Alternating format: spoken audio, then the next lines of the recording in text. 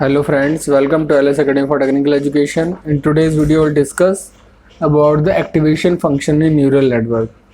Activation functions क्या होते हैं, क्या इनका न्यूरल नेटवर्क में यूज़ है, आज के वीडियो हम डिटेल में डिस्कस करेंगे। तो सबसे पहले डिस्कस करते हैं कि एक्टिवेशन फंक्शन की डेफिनेशन क्या है। तो activation function are those mathematical function which are used to determine the output of a neural network. आपके जो एक्टिवेशन फंक्शन है एक ऐसा मैथमेटिकल फंक्शन है जो बेसिकली डिसाइड करता है कि जो न्यूरल नेटवर्क है उसका आउटपुट क्या आएगा। यानी कि काफ़ी क्रूशियल रोल है एक्टिवेशन फंक्शन का किसी भी न्यूरल नेटवर्क में। जो आपके आर्टिफिशियल न्यूरॉन्स होते हैं उनका आउटपुट डिसाइड करने में। They are activation functions are the basic building block of a neural network. किसी भी न्यूरल नेटवर्क में बेसिक बिल्डिंग ब्लॉक माने जाते हैं एक्टिवेशन फंक्शन। ठीक है, लास्ट हमने आपको वीडियोज़ में बताया था, जो आर्टिफिशियल न्यूरॉन का स्ट्रक्चर बताया था कि ये आपके इनपुट्स होते हैं x1 x2 up to xn। ये हर इनपुट के साथ एसोसिएटेड वेट्स हैं w1 w2 w3 up to wn। ठीक है, इन वेट्स को क्या कहते हैं, वेटेड कनेक्शन या सिनेप्सिस कहते हैं। ठीक है, जो भी इनपुट से वैल्यूज़ आ रही हैं, ठीक है, वो यहाँ पर आकर उन सारी वैल्यूज़ का सम होता है विद देयर वेटेड मल्टीप्लिकेशन। यानी पहले हर इनपुट का उसके वेट से मल्टीप्लाई होगा। जैसे w1 है तो w1 x1, w2 है तो w2 x2, w3 x3, ऐसे लास्ट में wn xn। ये जितने भी आपके इनपुट आ रहे हैं उनका उनके वेट्स के साथ मल्टीप्लाई हुआ और जो रिज़ल्ट आया वो आपका sigma equal to n wi xi हो गया। ठीक है, ये जो आपके इनपुट्स आ रहे हैं यहाँ पर इसके ऊपर, ये इनपुट हो सकता है ओरिजिनल इनपुट हो या हो सकता है कि किसी भी दूसरे आर्टिफिशियल न्यूरॉन का आउटपुट आ रहा हो इसमें, दूसरे वाले न्यूरॉन में ऐसे इनपुट। ठीक है, अब ये जो इसका आउटपुट आता है आपका से wi xi sigma equal to 1 to n, इसमें हम क्या करते हैं, बायस ऐड करते हैं। ठीक है, ये बायस ऐड होने के बाद जो रिजल्टिंग आता है वो आता है equal to 1 to n wi xi plus b, ये वाला बायस। ठीक है, और ये पूरा जो इक्वेशन आती है that is equal to y। अगर हमने पूरी इक्वेशन जो आई sigma wi xi plus b, उस पूरे को अगर y मान लिया तो जो एक्टिवेशन फंक्शन है आपका, ये एक्टिवेशन फंक्शन आपके इस y पे काम करता है। यानी जो हमारा y निकला हुआ है उसकी वैल्यू के ऊपर हम एक्टिवेशन फंक्शन लगाते हैं। एक्टिवेशन फंक्शन बेसिकली करता क्या है, एक्टिवेशन फंक्शन ये जो y की वैल्यू आती है इसको चेक करता है एक थ्रेशोल्ड लेवल से, एक थ्रेशोल्ड वैल्यू के साथ कंपेयर करेगा और ये चेक करेगा कि ये थ्रेशोल्ड वैल्यू से ग्रेटर देन है, लेस देन है या इक्वल है, और उसके बेसिस पर ही आउटपुट जनरेट करेगा। आउटपुट जनरेट करने का मतलब है कि हो सकता है कि जो न्यूरॉन है वो फायर करे या हो सकता है न्यूरॉन फायर ना करे। न्यूरॉन फायर करने का मतलब है कि न्यूरॉन एक्टिवेटेड हो या न्यूरॉन एक्टिवेटेड ना हो। ठीक है, दो पॉसिबिलिटी, या तो न्यूरॉन एक्टिवेटेड होगा या न्यूरॉन एक्टिवेटेड नहीं होगा। तो लिखा हुआ the activation function is attached to each neuron in a neural network. जितने भी न्यूरॉन होंगे हर न्यूरॉन से, ये एक सिंगल न्यूरॉन का स्ट्रक्चर है, इस न्यूरॉन से यहाँ पर आकर अटैच्ड है। इसी तरीके से जो न्यूरल नेटवर्क होता है उसमें बहुत सारे ऐसे न्यूरॉन्स होते हैं, तो हर आर्टिफिशियल न्यूरॉन के साथ आपका एक्टिवेशन फंक्शन अटैच होगा। और ये क्या डिटरमाइन करता है, it determine whether the neuron should be fired और मीन्स एक्टिवेटेड और नॉट एक्टिवेटेड। ठीक है, अब अगली चीज़ डिस्कस करते हैं कि एक्टिवेशन फंक्शन की हमें ज़रूरत क्यों पड़ती है। ठीक है, हमने तो बता दिया कि यहाँ पर आकर ये इसको चेक करेगा थ्रेशोल्ड लेवल से और चेक करेगा थ्रेशोल्ड लेवल से ज़्यादा है या थ्रेशोल्ड लेवल से कम है या इक्वल है। ठीक है, इसके पीछे थोड़ा सा इसको और डिटेल में एक्सप्लेन कर देते हैं। जब हम ये वाली वैल्यू निकालते हैं, ये वाली वैल्यू जो आपकी है y equal to sigma wi xi plus b। ठीक है, तो y can be anything from minus infinite to plus infinite. अगर हम इसे वैल्यूज पुट करें तो y की वैल्यू माइनस इन्फिनिट से लेकर प्लस इन्फिनिट तक कुछ भी हो सकती है। ठीक है, लेकिन न्यूरॉन फायर कैसे करेगा, न्यूरॉन एक्टिवेटेड कब करना है कब नहीं करना है फिर हमें पता नहीं लगेगा, कोई भी पॉसिबल वैल्यू हो सकती है। तो हमें क्या करना पड़ेगा, जो ये वाई रिजल्ट प्रोड्यूस कर रहा है उसको बाउंड करना पड़ेगा कहीं ना कहीं। ठीक है, तो हम क्या करते हैं, the neuron does not know how to bound the value, कि माइनस इन्फिनिटी से प्लस इन्फिनिटी के बीच में वैल्यू को बाउंड कैसे करें, क्योंकि अनलिमिटेड रेंज हो रही है नेगेटिव से लेकर पॉजिटिव के बीच में। The neuron does not know how to bound the value and thus not able to decide the firing pattern. इसका मतलब ये है कि अगर वैल्यू माइनस इन्फिनिटी से प्लस इन्फिनिटी तक वेरी करती रहेगी तो न्यूरॉन को पता ही नहीं रहेगा कि उसे फायर कब करना है, फायर कब नहीं करना है, किस वैल्यू पर फायर करना है, किस वैल्यू पर फायर नहीं करना है, क्योंकि डिफरेंट वैल्यूज आ रही हैं। आपको पता कैसे चलेगा कि अब न्यूरॉन एक्टिवेटेड होगा या अब न्यूरॉन एक्टिवेटेड नहीं करना है। तो हम क्या करेंगे, उसके लिए एक्टिवेशन फंक्शन डिसाइड करेंगे। एक्टिवेशन फंक्शन क्या करेगा आपका, वो उस y की वैल्यू को एक पर्टिकुलर थ्रेशोल्ड लेवल से कंपेयर करेगा और उसके बेसिस पर ये डिसीजन लेगा। तो the activation function basically decides whether a neuron should be activated और not by bounding the value of y की वैल्यू को बाउंड करके ये डिसाइड करेगा भाई ये वैल्यूज है इस रेंज में है तो फायर करे, इस रेंज में है या इससे बिलो है तो फायर ना करें। तो ओवरऑल क्या कर रहा है कि अगर हम एक्टिवेशन फंक्शन नहीं यूज़ करेंगे तो आपका अनबाउंडेड लिमिट रहेगी from minus infinity two plus infinity. उसको बाउंड करने के लिए कि पता लगे कब उसे एक्टिवेटेड होना है कब उसे एक्टिवेटेड नहीं होना है, हम क्या यूज़ करते हैं, एक्टिवेशन फंक्शंस का यूज़ करते हैं। ठीक है, अब आते हैं कि एग्जाम में पूछा जाता है what are the different types of activation function, तो वो भी देख लेते हैं। सबसे पहला एक्टिवेशन फंक्शन आता है स्टेप फंक्शन। ठीक है, स्टेप फंक्शन क्या होता है, z equal to F y, भाई z किस पर डिपेंड कर रहा है, आउटपुट एफ वाई पर, और एफ वाई की वैल्यू क्या हो सकती है, अगर स्टेप फंक्शन यूज कर रहे हैं 0 और 1। ठीक है, यानी स्टेप फंक्शन ने वैल्यू को बाउंडेड कर दिया 0 और 1, या तो 0 होगी आउटपुट की वैल्यू इसकी या 1 होगी। ठीक है, 0 कब होगी, अगर जो y रिजल्ट आया अगर y की वैल्यू लेस देन 0 आ रही है, भाई लेस देन 0 का मतलब नेगेटिव में y की कोई भी वैल्यू हो, z की वैल्यू क्या फिक्स कर दी, बाउंडेड कर दी 0 होगा। और अगर y की वैल्यू 0 है या y की वैल्यू ग्रेटर देन 1 है, ग्रेटर देन का मतलब 1 का मतलब 1 हो 2 हो 3 हो कुछ भी हो, ग्रेटर देन 0 है या 0 है, उन दोनों केस में क्या रिजल्ट कर आएगा 1, यानी दो वैल्यू बाउंडेड हो गई 0 और 1। ठीक है, अगर y जो रिजल्ट दे रहा है उसकी वैल्यू नेगेटिव है यानी कि लेस देन 0 है तो रिजल्ट हमारा क्या आएगा 0, और अगर 0 या ग्रेटर देन 0 है तो रिजल्ट क्या आएगा हमारा 1। ठीक है, तो सिर्फ दो वैल्यूज हैं रेंज में 0 और 1।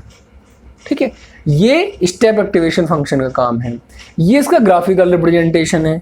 ग्राफिकल रिप्रेजेंटेशन में हमने क्या किया है, इधर तो ये y लिया है आपका, ठीक है, y की इधर वैल्यू पॉजिटिव है, y की इधर वैल्यू नेगेटिव है। ये इस तरफ लिया है y, इस वाले एक्सिस पे लिया है हमने z। ठीक है, z की वैल्यू ऊपर की तरफ पॉजिटिव है, z की वैल्यू नीचे की तरफ नेगेटिव है। ये +1 है z की वैल्यू, ये -1 है z की वैल्यू। ठीक है, अब ये क्या कह रहा है, अगर y की वैल्यू लेस देन है 0, y की वैल्यू अगर लेस देन है 0 तो क्या होगा, y की वैल्यू अगर नेगेटिव है, देखिए y की वैल्यू किस तरफ नेगेटिव होगी, इस तरफ नेगेटिव होगी, तो z किस तरफ जा रहा है, z तो 0 पे रुका हुआ है। भाई y अगर नेगेटिव है तो ऊपर की साइड में कोई वैल्यू जा रही नहीं जा रही, इसका मतलब उसकी इसमें z क्या है आपका 0 है, रेड से दिख रहा है हमें।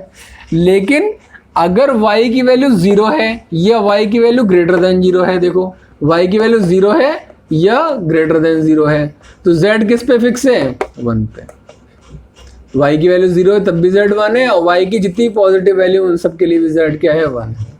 ठीक है, तो ये इसका ग्राफिकल रिप्रेजेंटेशन हो गया, हमने बाउंडेड कर दिया वैल्यूज को, रिजल्ट को बाउंडेड कर दिया कि अब हमारे ऊपर है कि 0 पे फायर कराना है, एक्टिवेट कराना है न्यूरॉन को, या 1 पे एक्टिवेट कराना है न्यूरॉन को। दूसरा लीनियर फंक्शन एक और आता है। ठीक है, लीनियर फंक्शन वो है जिसको नॉर्मली हम यूज़ नहीं करते हैं, जिसकी वजह से हमें प्रॉब्लम क्रिएट हो रही थी, बट वो भी अपने टाइप का एक एक्टिवेशन फंक्शन को क्रिएट करेगा। ठीक है, उसको भी हम यूज़ नहीं करते लेकिन फिर भी हम उसको यहाँ पर एज ए लीनियर फंक्शन जो आता है वो एक्टिवेशन फंक्शन की कैटेगरी में ही आता है। लेकिन उसमें क्या है कि लीनियर फंक्शन में z की वैल्यू क्या होगी, fy होगी, और fy की वैल्यू क्या होगी, जो y की वैल्यू है, यानी कोई भी कैलकुलेशन नहीं, z equal to fy equal to y। और इसकी प्रॉब्लम क्या है, रेंज इसकी -∞ से +∞ है। ठीक है, तो इसको नॉर्मली हम क्या करते हैं, जब हमें न्यूरॉन्स के लिए यूज़ करना होगा तो इस फंक्शन को नॉर्मली हम यूज़ नहीं करेंगे। ठीक है, इसमें क्या ग्राफ दे रहा है, देखिए y की वैल्यू 0 है, y 0 है तो z 0 है। जैसे जैसे y पॉजिटिव होता जाएगा वैसे वैसे z पॉजिटिव होता जाएगा, जैसे जैसे y नेगेटिव होता जाएगा z आपका नेगेटिव होता जाएगा। ये लाइन z को रिप्रेजेंट कर रही है। जो y की वैल्यू होगी जैसे जैसे पॉजिटिव वैसे z पॉजिटिव होता जा रहा है, जैसे y की वैल्यू नेगेटिव होती जा रही है आपका z नेगेटिव होता जा रहा है। ठीक है, तो ये आपका क्या कहलाता है, लीनियर फंक्शन कहलाता है। इसकी फॉर्म क्या बन रही है लीनियर फंक्शन की, जो y है ये इस तरह से स्ट्रेट लाइन में क्यों आ रहा है, ओरिजिन से होके 0 से, बिकॉज ये ओरिजिनल फॉर्म किसकी बन रही है, y इक्वल टू, ये पूरा बन रहा है फॉर्म mx और बायस की वजह से c, y equal to mx plus c की फॉर्म बन रही है। ठीक है, तो इस टाइप की, क्योंकि इनफाइनाइट वैल्यूज हो सकती हैं दोनों तरफ, तो इसलिए इस फंक्शन को नॉर्मली हम नहीं यूज करते हैं जब हम आर्टिफिशियल न्यूरॉन का यूज करते हैं। But it also come under the category of activation function, linear functions की कैटेगरी में आता है। अगला है सिग्नम फंक्शन और साइन फंक्शन। कहीं कहीं साइन फंक्शन लिखा रहता है, कहीं कहीं सिग्नम फंक्शन लिखा रहता है। इसमें क्या है, इसमें हम साइन डिसाइड करते हैं, इसमें तो हमने सिर्फ 0 1 डिसाइड कर दिया था। इसमें क्या है, z equal to fy equal to 3 possibility. अगर y की वैल्यू लेस देन 0 आती है तो z की वैल्यू क्या हो जाएगी, -1। y इक्वल टू 0 है तो z की वैल्यू 0, और अगर y ग्रेटर देन है तो z की वैल्यू +1। 3 रेंज में फिक्स कर दिया, -1, 0 और +1 बाउंड कर दिया।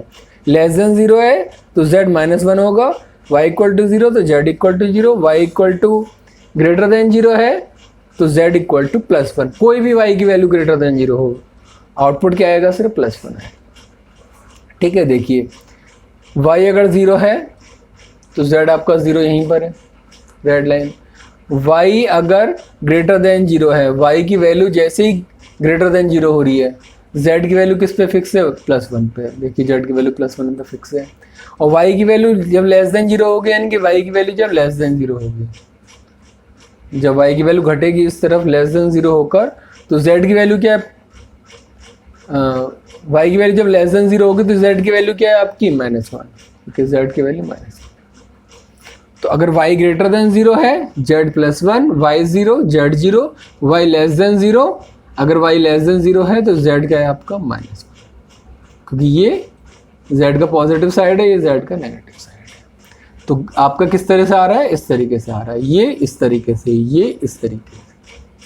ठीक है, तो ये 3 फंक्शंस आपके, step function, linear function, signum function. अगला आता है आपका सिग्मॉइड या लॉजिस्टिक फंक्शन। सिग्मॉइड और लॉजिस्टिक फंक्शन को हम नॉर्मली काफ़ी यूज़ करते हैं, क्योंकि ये जितने भी आपके फंक्शंस हैं इनमें नॉर्मली क्या होता है, एक सिंपल स्टेट रिजल्ट्स हैं, -1, 0, +1। ठीक है, जबकि हम नॉर्मली क्या करते हैं, हम एक्टिवेशन फंक्शन यूज़ कर रहे हैं आर्टिफिशियल न्यूरॉन्स में, और जो आर्टिफिशियल न्यूरल नेटवर्क होता है वो नॉर्मली हमारा कहाँ यूज़ किया जाता है, डीप लर्निंग में। डीप लर्निंग में हमें बहुत सारी प्रोबेबिलिस्टिक देखनी पड़ती है, प्रिसाइज रिजल्ट तो मिलता नहीं, आपको बहुत सारे प्रोबेबिलिस्टिक एजम्पशन करने पड़ते हैं। तो वहाँ पर ऐसा नहीं है कि आपकी फिक्स वैल्यू हो 0, -1, +1, वहाँ पर हमें ऐसी वैल्यू चाहिए होती है डिस्क्रीट वैल्यूज़। ठीक है, जो छोटे पॉइंट से लेकर बड़े पॉइंट तक उनकी वैल्यू में बहुत ज़्यादा वेरिएशन आ सके। ठीक है, उसके अकॉर्डिंगली आप अपने रिजल्ट को एडजस्ट कर सकें। तो वहाँ पर इस टाइप के जो आपके आते हैं, आपके ग्राफ जो आते हैं वो काफ़ी हेल्पफुल रहते हैं, जिनमें डिस्क्रीट आपका डायग्राम शो होता है। तो सिग्मॉइड या लॉजिस्टिक फंक्शन में हम क्या यूज़ करते हैं, z जो होगा equal to fy equal to e⁻y upon 1 + e⁻y। ठीक है, या तो इस तरीके से लिखा होगा, या e⁻y को e⁻y से डिवाइड कर दीजिए, तो 1 अपॉन e⁻−y + 1। इस तरीके से भी लिख सकते हैं, इस तरीके से भी लिख सकते हैं।